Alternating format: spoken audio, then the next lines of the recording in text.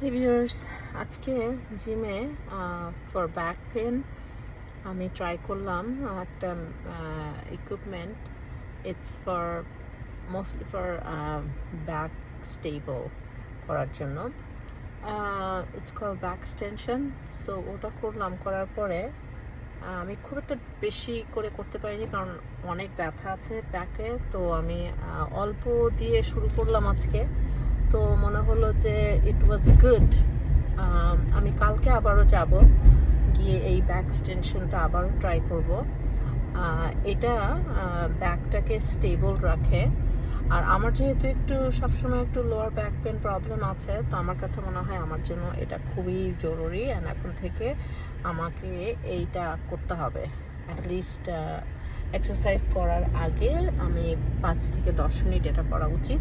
তো যে কারণে এইটা ভিডিওটা করছি সেটা হলো, আপনাদের যদি কারো ব্যাক পেন থাকে আমার মতো, আপনারা জিমে যদি যান তাহলে এই ব্যাক এক্সটেনশনের যে মেশিনটা আছে ওইটা আপনারা ডেফিনেটলি ট্রাই করবেন।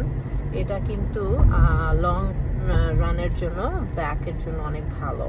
আমি বলছি আজকে কারণ আমি এর আগে আসলে এই মেশিনটা এত বেশি ইউজ করতাম না, তবে ঠেলাই পড়লে মানুষ শিখে। আমি আজকে জিমে আমার একটা ফ্রেন্ড আছে, ও হচ্ছে পার্সোনাল ট্রেনার।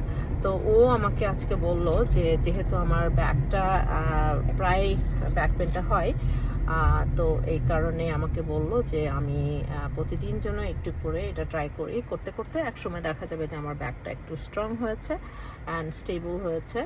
তো আজকে ওটাই করলাম। তারপরে হচ্ছে সনাতে গিয়েছিলাম। সনাতে গিয়ে 17 মিনিট মতো সনাতে ছিলাম।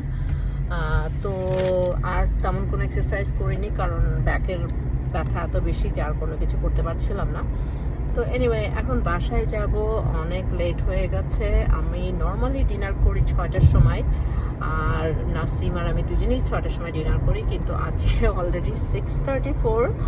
আমি এখন বাসায় যাব, বাসায় গিয়ে ফার্স্ট থিং নাসিমের ডিনারটা দিয়ে দিব, তারপরে আমি গোসল করব। গোসল করে আমি পরে একা খাবো কারণ নাসিমের জন্য লেট হয়ে গেছে, বেচারা লাঞ্চ করেনি। সো আমি চাইছি না যে ও আমার জন্য ওয়েট করুক।